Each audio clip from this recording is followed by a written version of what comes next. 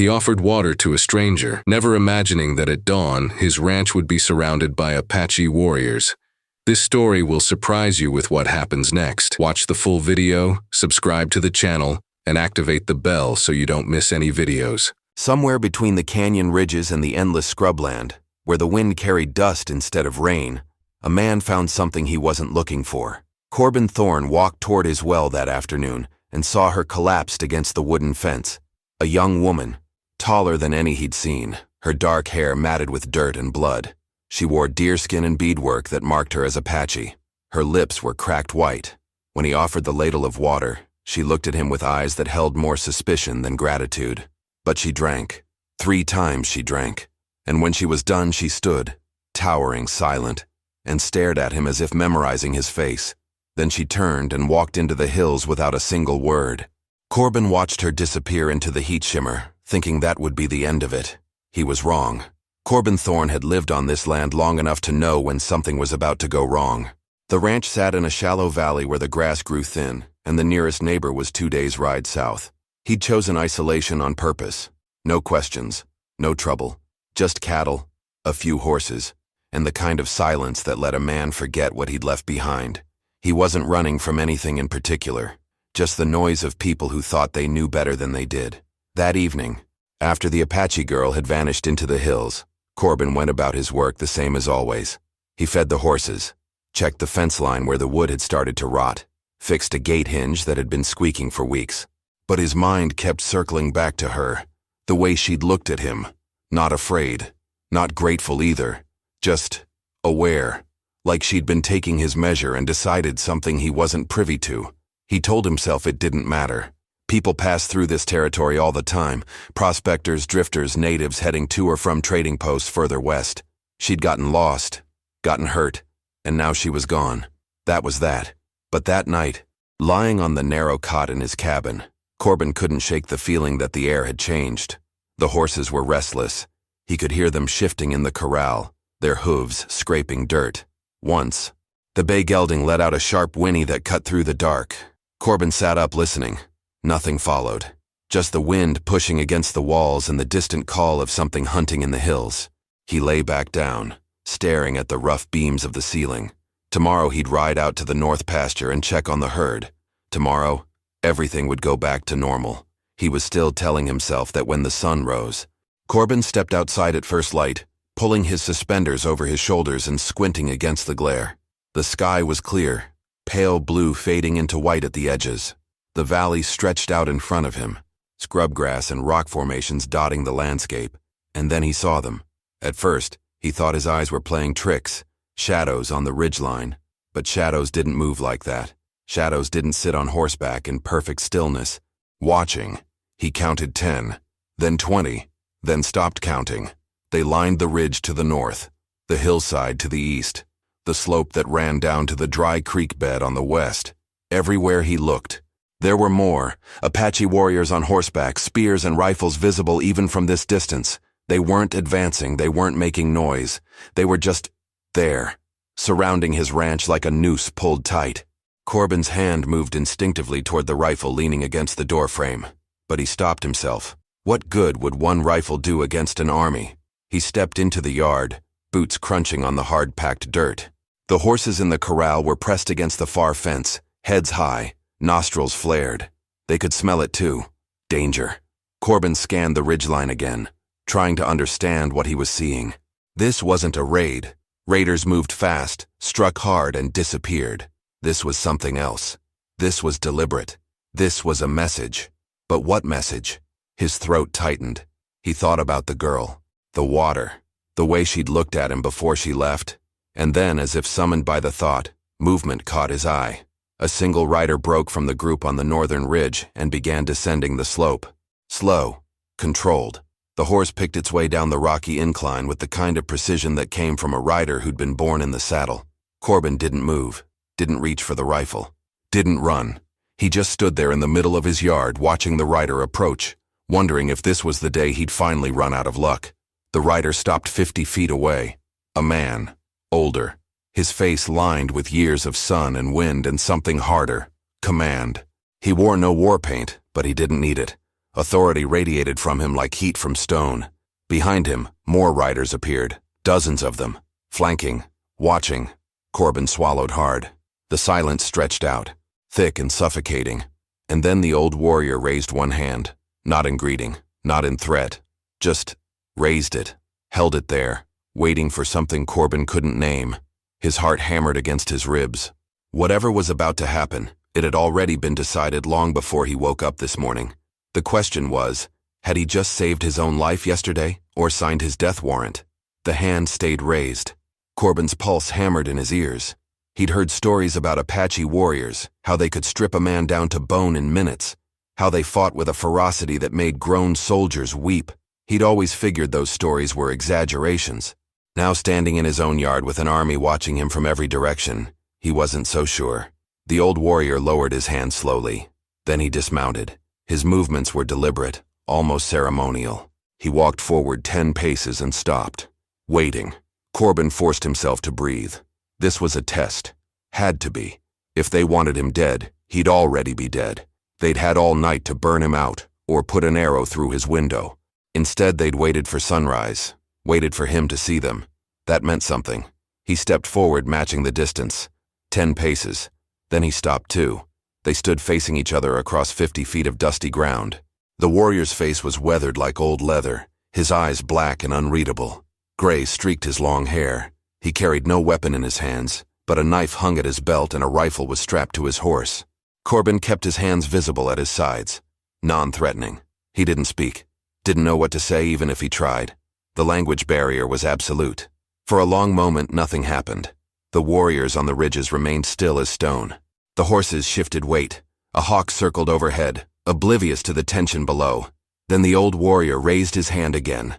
But this time, he pointed, not at Corbin, at the well. Corbin's stomach dropped. The well, the water, the girl. The warrior lowered his hand and made a gesture, pouring water, drinking. The meaning was clear. Corbin nodded slowly. Yes, he'd given water to someone. The girl. Yesterday.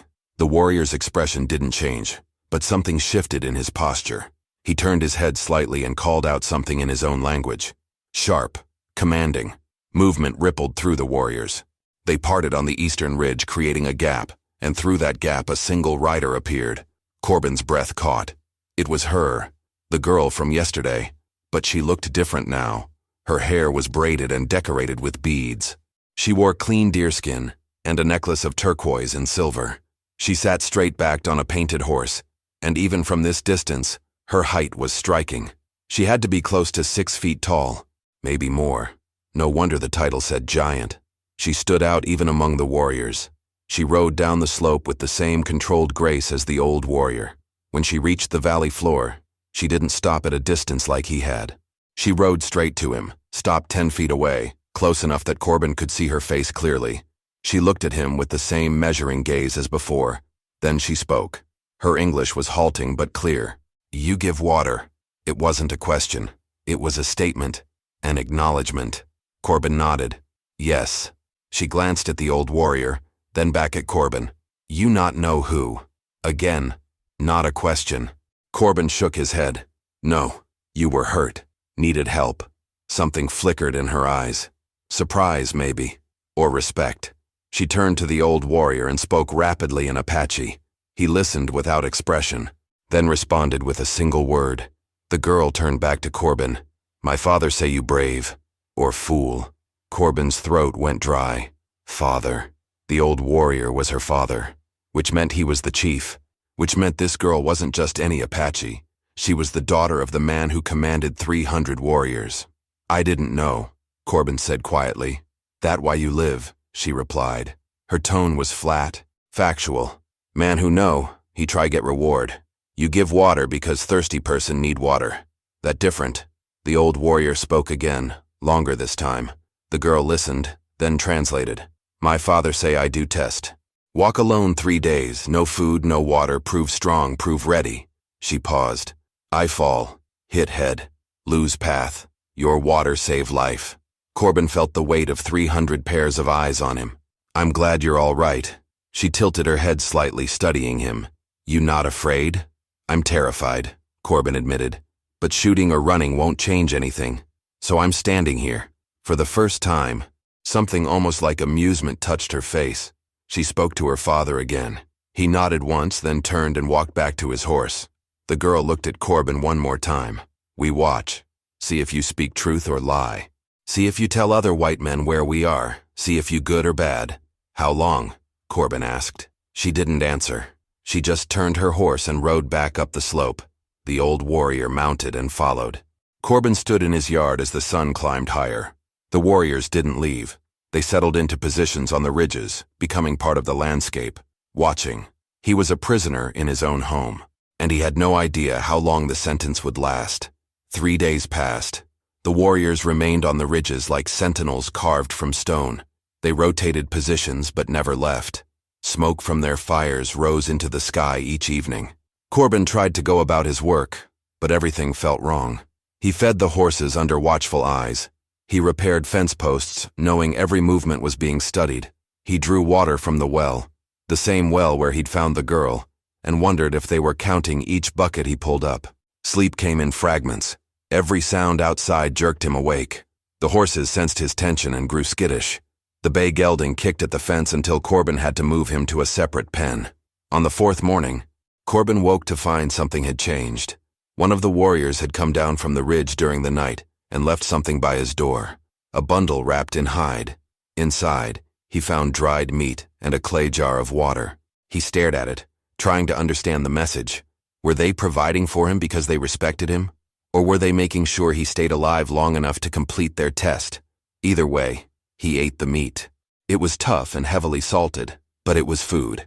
His own supplies were running low, and he couldn't exactly ride to town with an army blocking every route out of the valley. By the 5th day, the isolation was wearing on him. He'd always preferred solitude, but this was different. This was being watched every waking moment.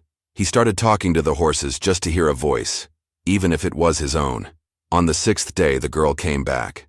She rode down alone this time without her father. She stopped at the same spot as before, 10 feet from where Corbin stood in the yard. "You still here?" she said. "Didn't have much choice," Corbin replied. She dismounted and walked closer. Up close, her height was even more striking. She stood nearly as tall as him, and Corbin wasn't a small man. Her eyes were sharp, intelligent. She studied him like she was reading a map. "You could run," she said. "At night. Take horse. Try. And get killed before I made it a mile," Corbin said. "No thanks." "You smart," she said. It sounded like a compliment, but her tone was neutral. "Most white men run, get caught, get killed, you stay, wait. What else can I do?" She didn't answer right away. Instead, she walked to the well and looked down into it. "Deep," she said. "Deep enough," Corbin agreed. "Doesn't run dry even in summer. That why you live here? Good water?" "That's part of it." She turned back to him. "My people need water too. This land used to be ours. Now white men build fences, dig wells, take what was free." Corbin felt the weight of that statement. He'd bought this land legally, according to the laws written by men who'd never asked the Apache if they agreed. "I don't want trouble," he said carefully. "Trouble already here," she replied. "Question is what you do with it." Before Corbin could respond, a sound cut through the morning air. A gunshot, distant but unmistakable. Then another, then a third. The girl's head snapped toward the eastern ridge. The warriors were moving, shifting positions. More shots echoed across the valley, coming from somewhere beyond the hills. The girl spoke rapidly in Apache, calling out to the nearest warriors. One of them shouted back. Her expression hardened. She turned to Corbin. "White men coming. Many. With guns." Corbin's blood went cold. "How many?" 20. Maybe more. "They hunt." She looked at him, and for the first time he saw something other than neutrality in her eyes. It might have been calculation, or it might have been accusation. "They hunt us." The gunshots were getting closer. Whoever was out there, they were moving fast, and they were headed straight for the valley. The girl mounted her horse in one fluid motion. "They find you with us. They kill you too. They think you enemy. Where are you going?" She didn't answer. She just kicked her horse into motion and rode hard for the ridge. The warriors were already pulling back, disappearing into the hills like smoke. Corbin stood alone in his yard as the sound of approaching horses grew louder. Men's voices, shouting, excited. The kind of excitement that came from men who thought they'd cornered prey. He had maybe 5 minutes before they arrived. 5 minutes to decide what he was going to say when a group of armed settlers found him standing in a valley that 300 Apache warriors had just abandoned. And he had absolutely no idea which side he was supposed to be on. They came thundering down the eastern trail like a storm breaking over the hills. Corbin counted 15 riders, maybe more behind them. They wore the rough clothes of settlers, canvas trousers, worn shirts, wide-brimmed hats stained with sweat and dust. Every man carried a rifle. Some had revolvers at their hips. They rode hard, faces flushed with the kind of heat that came from excitement and anger mixed together. The lead rider spotted Corbin standing in his yard and raised a hand to slow the group. They pulled up 30 yards from the cabin, horses breathing hard, foam white on their necks. "You alone here?" the lead rider called out. He was a broad man with a thick beard and eyes that scanned the valley constantly, looking for movement. "Just me," Corbin said. He kept his voice steady, his hands visible. "You see any Apache come through here?" Another rider pushed forward, younger, with a rifle already unslung and resting across his saddle. "We've been tracking a war party. Saw smoke signals yesterday. Trail led straight to this valley." Corbin's mind raced. He could lie. Tell them the Apache had passed through and moved on. But these men weren't fools. They'd seen the tracks, the campsites, the signs of 300 warriors settling in for days of watching. "I've seen signs," Corbin said carefully. "But they're gone now." The bearded man squinted at him. "Gone where?" "North, I think. Heard horses moving out about 20 minutes ago." It wasn't entirely a lie. The warriors had pulled back into the hills. But north was a guess, and he knew it. The young rider with the rifle looked suspicious. "You got a lot of nerve living out here alone. Apache territory." "It's my land," Corbin said. "Bought and paid for. Apache don't care about deeds and titles," the bearded man said. He dismounted and walked closer. "You're lucky they haven't killed you already." "Maybe I'm not worth killing," Corbin replied. The man laughed, but it was a harsh sound. "We're part of a volunteer militia. Been hunting a group that raided a settlement 2 weeks south, burned 3 homesteads, killed a family." He spat into the dirt. "We aim to make them pay." Corbin's stomach tightened. "You sure it was Apache?"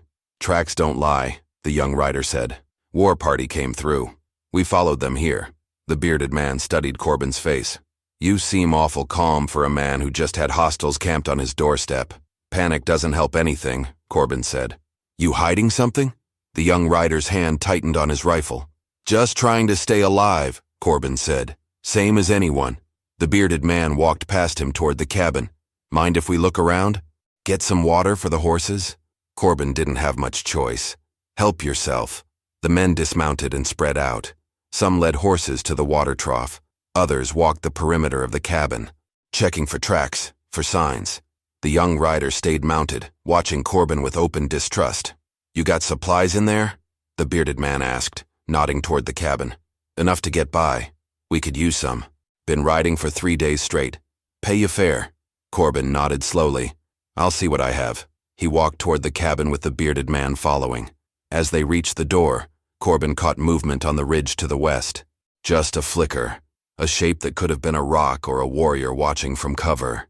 The Apache hadn't left. They'd just pulled back far enough to avoid the fight. They were still out there, still watching. And if these militiamen found them, the valley was going to run red. The bearded man stepped inside the cabin. Corbin followed, his mind working through possibilities. He could tell them the truth, that the Apache weren't raiders, that they'd been here for days without causing harm. But would they believe him? Or would they think he'd been compromised, turned into a sympathizer? "You got coffee?" the bearded man asked, scanning the shelves. "Some," Corbin said. "Good. We'll take whatever you can spare." He turned to face Corbin directly. "And you're going to tell us exactly where those Apache went." It wasn't a request. It was an order. Corbin looked at the man's hard eyes and knew the moment had come. He could point north and send them chasing shadows. He could point west and lead them into an ambush. Or he could tell them the truth and risk being shot as a traitor to his own people. Outside, one of the men shouted, "Found fresh tracks. Lots of them. They ain't far." The bearded man's expression changed. His hand went to his revolver. "How long they been gone?" Corbin met his eyes. "Not long enough." The bearded man drew his revolver and stepped outside. Corbin followed, heart pounding. The militiamen were gathering near the eastern fence where the ground was soft enough to hold prints. Clear as daylight, dozens of unshod horses, moving in organized patterns. They were here, one man said, kneeling to examine the tracks. Been here for days by the look of it. The young rider turned his rifle toward Corbin. You lied. They didn't just pass through. They were camped here. I said I saw signs, Corbin replied, keeping his voice level. I didn't say they attacked me. Why the hell not? The bearded man demanded. You're a white settler on their land. Why would they let you live? Corbin had one chance to navigate this right. One chance to keep these men from riding into the hills and starting a slaughter. Maybe because I didn't give them a reason to kill me. You sympathize with them? The young rider's voice was sharp with accusation. I sympathize with staying alive, Corbin said. They had 300 warriors on those ridges. If they wanted me dead, I'd be dead. They let me be, so I let them be. 300? The bearded man's face went pale.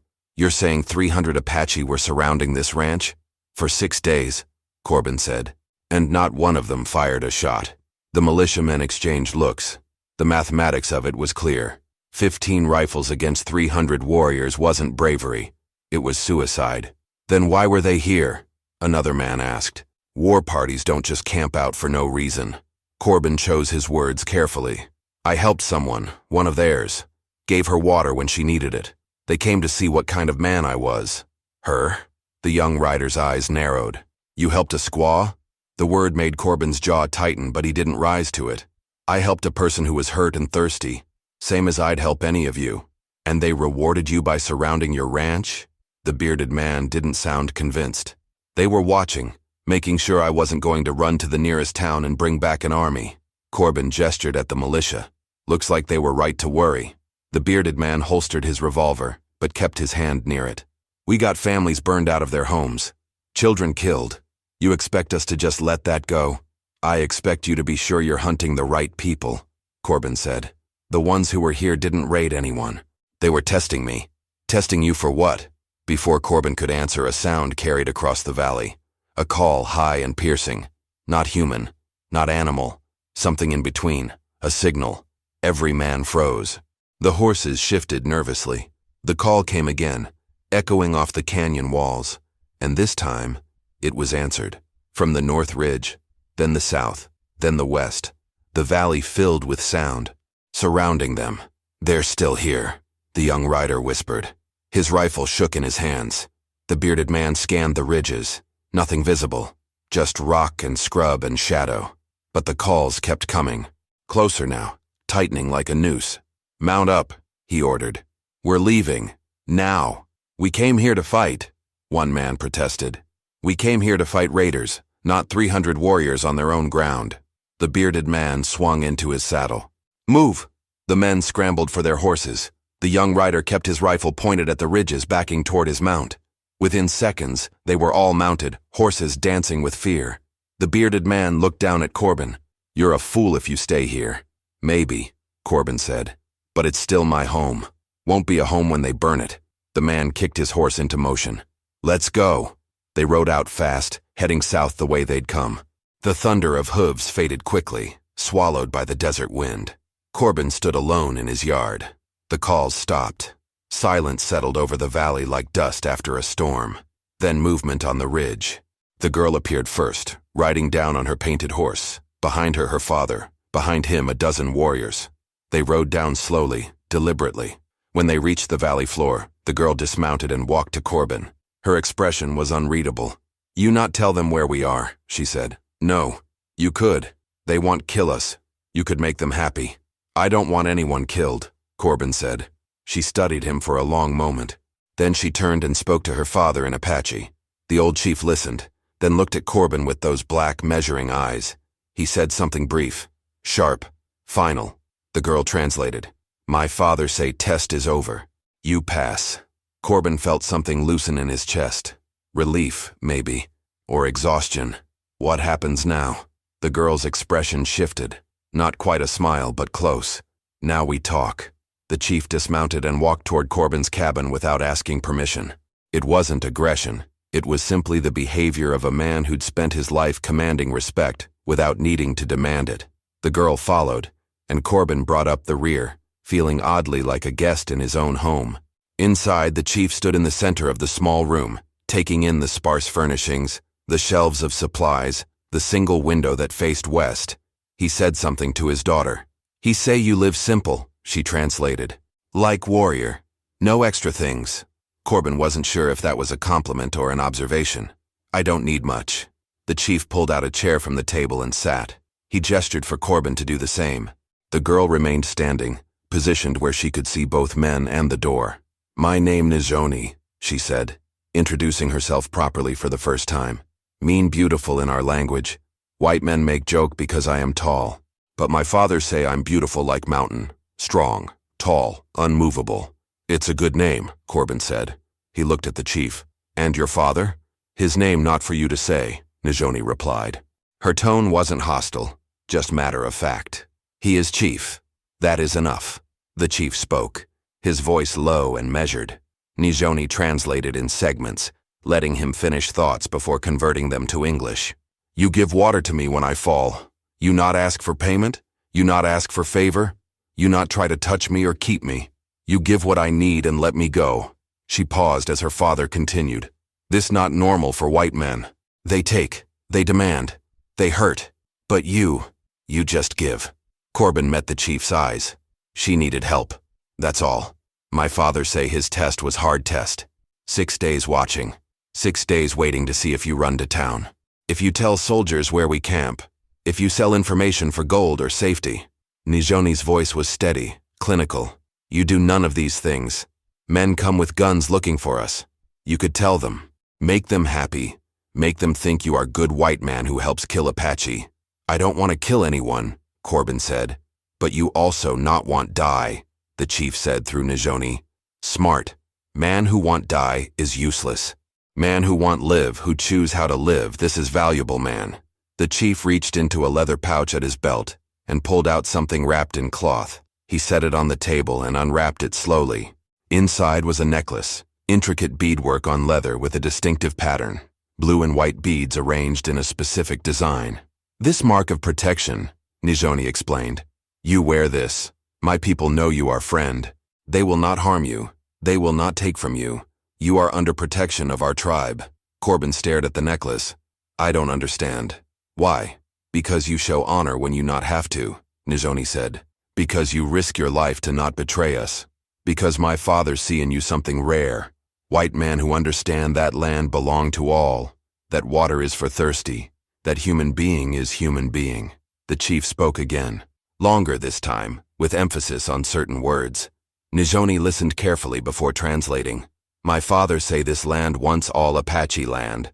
Water flow free, game run free. Then white men come with paper that say they own what cannot be owned. They put up fences, they dig wells. They say this is mine, that is yours, you cannot pass here." She paused. "But you are different. You have fence, yes. You have well, yes. But when person need water, you give. You do not ask if person is Apache or white, if person is Christian or not. You just give water to thirsty person. Anyone would do the same," Corbin said. "No," the chief said in English. The single word carried weight. Then he continued in Apache, and Nizhoni translated. "Most men would not. Most men see Apache girl and think danger, think problem, think opportunity. You see thirsty person. That is difference." The chief stood and pushed the necklace across the table toward Corbin. "You take. You wear. You are protected." Corbin picked up the necklace. The beadwork was intricate, beautiful. The leather was soft and well worked. "What does this mean for me? For my ranch?" Nizhoni and her father exchanged a look. Then she spoke without waiting for translation. "It mean you can live in peace. My people will not trouble you. We will watch over your land when you are gone. If other Apache come through, we tell them you are friend." She paused. "But there is more." Corbin waited. "Those white men will come back," she said.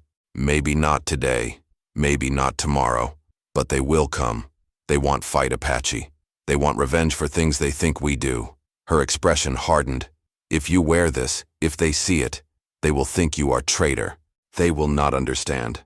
They will want hurt you too." The chief spoke one final time. Short, definite. "My father say, choose carefully. Protection from us mean danger from them. You cannot have both. Corbin held the necklace in his hands, feeling the weight of the choice. It wasn't just a piece of beadwork. It was a declaration, a line drawn in the dust that he'd have to stand on one side of or the other. He thought about the militia men who'd just left, the bearded man's hard eyes, the young rider's suspicion. If they came back and found him wearing Apache symbols, they'd shoot first and ask questions later. He'd be branded a turncoat, a traitor to his own people. But what did that mean, really? His own people. White settlers who'd taken land through force and called it legal. Men who hunted human beings like animals and called it justice. Were those his people just because they shared his skin color? He looked at Nizhoni.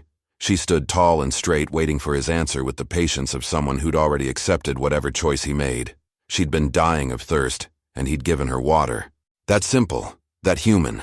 And now 300 warriors would leave him in peace because of it. Or he could refuse the necklace. Keep his distance. Try to stay neutral in a territory where neutrality was becoming impossible. Live alone, trust no one, and hope both sides left him alone. That had been his plan when he came here. Isolation, peace through distance. But the world had found him anyway, forced him to choose. Corbin put the necklace over his head. The beadwork settled against his chest, cool against his skin. I choose to live with honor, he said. Same as I've been trying to do all along. The chief's expression didn't change, but something shifted in his posture. Respect, maybe, or acknowledgement. He stood and placed one hand briefly on Corbin's shoulder, a gesture that needed no translation. Nizhoni spoke to her father in Apache. He nodded and replied. She turned back to Corbin. My father say you are brave. Or stupid.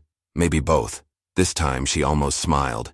He also say stupid brave men sometimes become legends. I'm not looking to be a legend, Corbin said. I just want to live in peace. Peace take more courage than war, Nizhoni said. Anybody can fight. Take special person to choose not fight when everyone else want blood. The chief moved toward the door. Nizhoni followed but paused at the threshold.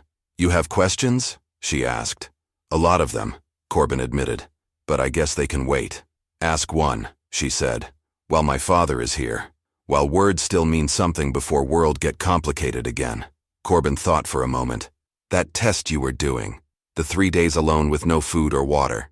Did you pass? Nizhoni's expression was unreadable. I survive. That is pass. But not the way I plan. I fall. I need help. Some say that mean I fail. And what do you say? I say I learn more falling than I would staying strong. She glanced at her father. Sometimes lesson come from place you not expect. Sometimes strength is knowing when to accept help. The chief spoke from outside. A call, not harsh, but commanding. Nizhoni stepped through the door. My people leave now. We go north to summer grounds. White men make it hard to stay anywhere long. Always pushing, always taking. Will you come back? Corbin asked. Maybe, if we need water. She looked back at him. If we need remind ourselves that not all white men are same.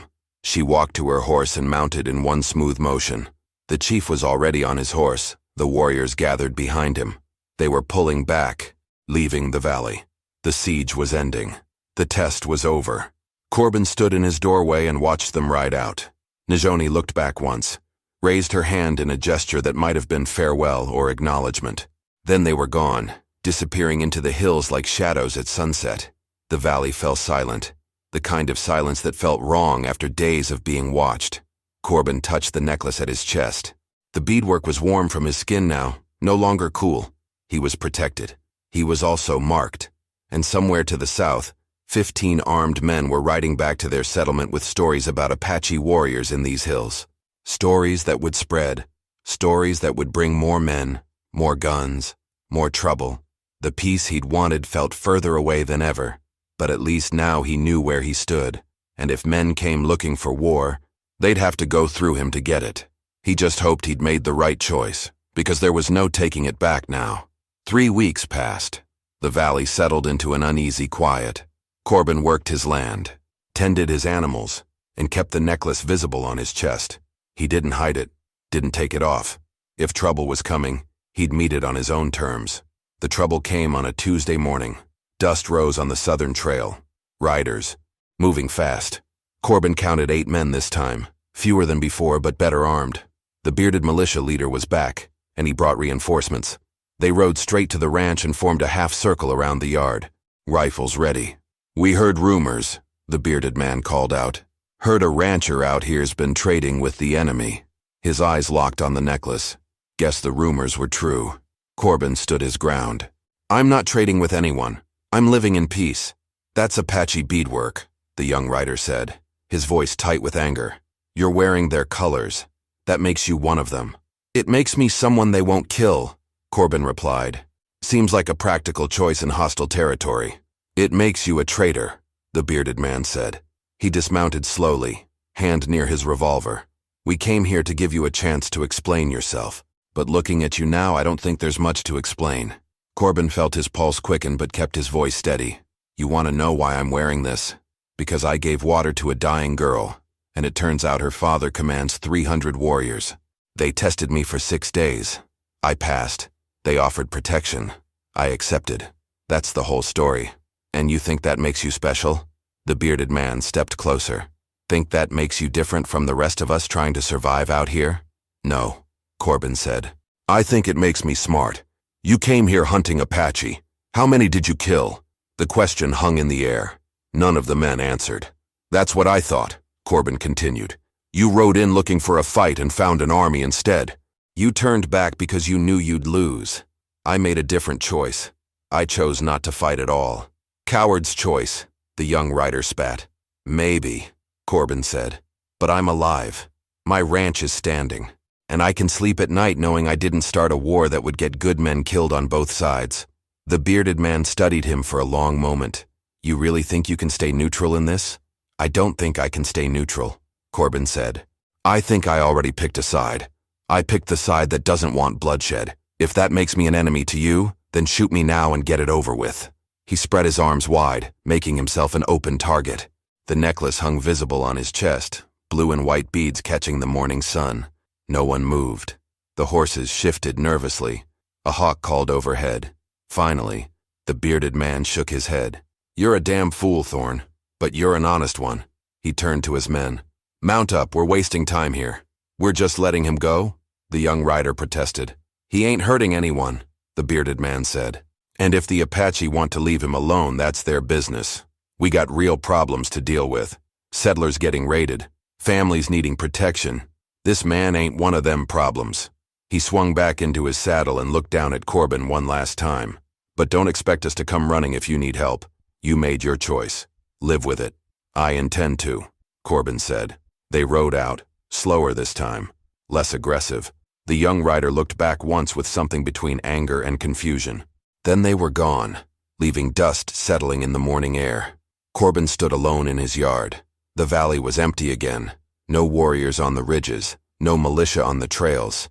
Just him, his ranch, and the choice he'd made. He walked to the well and drew up a bucket of water.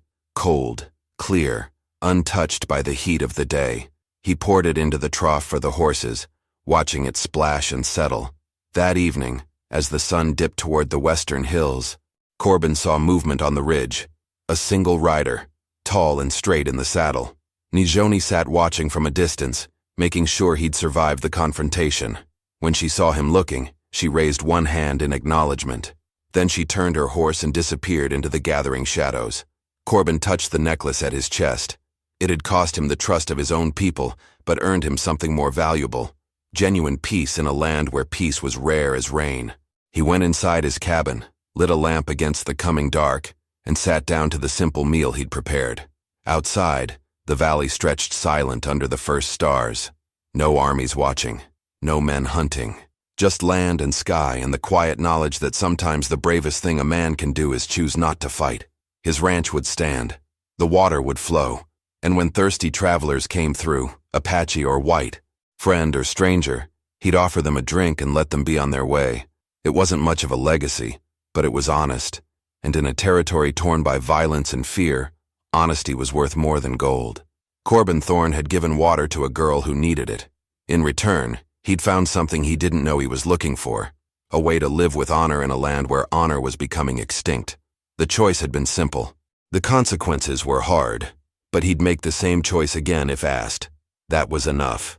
If you enjoyed this story, Click the video on your screen now to watch another unforgettable tale from the frontier, where courage and choices shape destinies in unexpected ways.